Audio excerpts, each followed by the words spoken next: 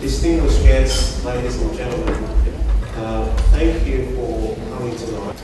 Good evening and welcome to the Australian Coptic Movement's inaugural Coptic New Year dinner.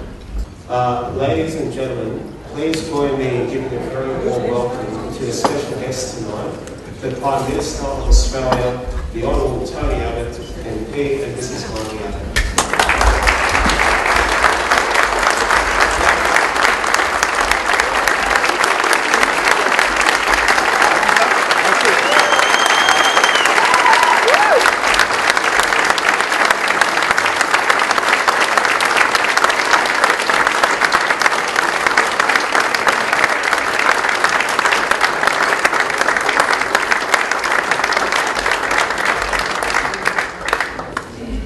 Please be seated. It is an absolute pleasure, privilege and honour to formally welcome to our inaugural Coptic New Year dinner the Prime Minister of Australia, the Honourable Tony Abbott MP and Mrs. Margie Abbott.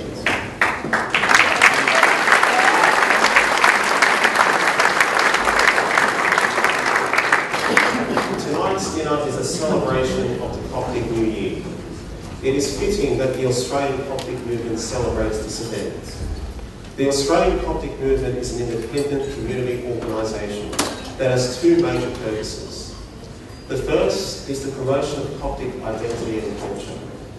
Coptic Christians are descendants of one of the great ancient civilisations, an African civilisation that was the gift of the Nile. Our culture has its genesis in the literature and traditions of the ancient Egyptians and has evolved over time after being exposed to varying influences. This evolution is vividly illustrated in the Coptic New Year. Under the ancient Egyptian calendar, the New Year marked the flooding of the Nile River. The calendar remained in operation when Christianity spread and flourished in Egypt in fulfillment of biblical prophecy. A time came in our history when our Christian faith was severely tested, the reign of the Emperor Diocletian. Christians throughout the Roman Empire suffered fierce and unrelenting persecution. Egyptians felt the full brunt of this oppression, but they persevered and overcame tribulation. Our ancestors were so deeply affected by these events that they reset the ancient Egyptian calendar at the year at which Diocletian's reign began. This gave rise to the Coptic calendar. When Copts around the world celebrate the Coptic New Year, we remember the resilience of our ancestors who endured tribulation to preserve and bequeath the gift of faith. Australian Copts are also reminded of how blessed we are to live in the lucky country. In Australia, we can profess our identity and practice our faith without fear of persecution or discrimination. Sadly, the same cannot be said for Copts in Egypt or elsewhere in North Africa. Progress has been made of late, but there is still a long way to go before the indigenous Copts are treated as equal citizens. Driven by a burning desire to help persecuted minorities, the Australian Coptic Movement's second major purpose is to expose human rights violations in North Africa and the Middle East and advocate for the observance and protection of fundamental rights in that region. Given our role and purpose, it is fitting that the Australian Prime Minister is here to celebrate with us tonight. The Prime Minister is a leader of a tolerant and pluralistic nation where minorities are treated with respect and dignity and where they thrive and prosper. We believe that Australia is an outstanding example for nations in North Africa and the Middle East to follow. On behalf of the Australian Coptic Movement, I thank the Prime Minister and Mrs. Abbott for taking the time to be with us here tonight.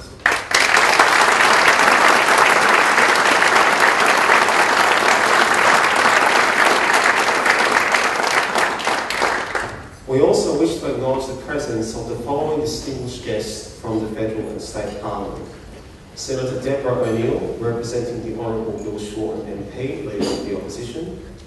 Senator the Honourable Concetta Fierravanti Wells, Parliamentary Secretary to the Minister for Social Services. Mr. Craig Kelly, MP, Federal Member for Hughes, my apologies. Mr. Nicholas Barbaros, Federal Member for Barton.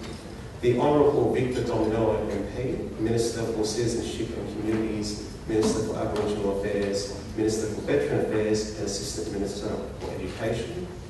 The Honourable Greg Donnelly, MLC, representing Mr. John Robertson, MP, Leader of the Opposition. Reference the Honourable Fred Knoll, MLC, Assistant President of the Legislative Council. The Honourable Paul Green, MLC, Temporary Chair of Committees. And the Honourable Marie Fakara, MLC. We also acknowledge members from the local government past and present. Councillors Paul Sidra, Peter Paws and Peter Cardis of Rockdale City Council. Councillor Maurice Hale of Marrickville City Council. And Mr. Matthew McHale, former Councillor for Sutherland Shire Council. We acknowledge the presence here tonight of Mr. Ari Fareed, the Vice Consul of Egypt in Sydney. We also acknowledge our spiritual leaders, whose presence demonstrates that while we are independent, we enjoy cordial relations with the Church. Bishop Daniel, Bishop of the Coptic Orthodox Diocese of Sydney and affiliated regions. More Ignatius Malky, Metropolitan Archbishop of Australia and New Zealand of the Syrian Orthodox Church. The Very Reverend Shamil Mansour, General Secretary of the New South Wales Ecumenical Council. We also acknowledge the following distinguished members of our Coptic community: Deputy Commissioner Albus and Dr. Imad Shamil. We also acknowledge the representatives of the following Coptic community groups: Dr. Farag Ibrahim, President of St. Maurice Aged Care; Mr. Zachariah Yasser, President of the Australian Sudanese Coptic Welfare Association; Mr. Ramses Gayer and Mrs. Amanda Gayer from Set One People Free. We also wish to acknowledge individuals who represent associations outside of our community which support ACM. Mr. Mark Shelton, Managing Director of the Australian Christian Lobby. Joining us all the way from Canberra is Karen Moss, Vice President of Christian Faith and Freedom. Mr. Wally Webby, President of Australian Lebanese Christian Federation. And Mr. Hamish Shaheen, General Secretary of the Syrian Universal Alliance. And lastly, we wish to acknowledge our sponsors for this event: True Masterpiece Photography and Image Concepts, JC Holidays, Master Videos and Coptic Portraits. We will now move on to official proceedings and ask Bishop Daniel, Bishop of the Diocese of Sydney and affiliated regions, to come to the stage to say the opening prayer to bless this event. Thank you.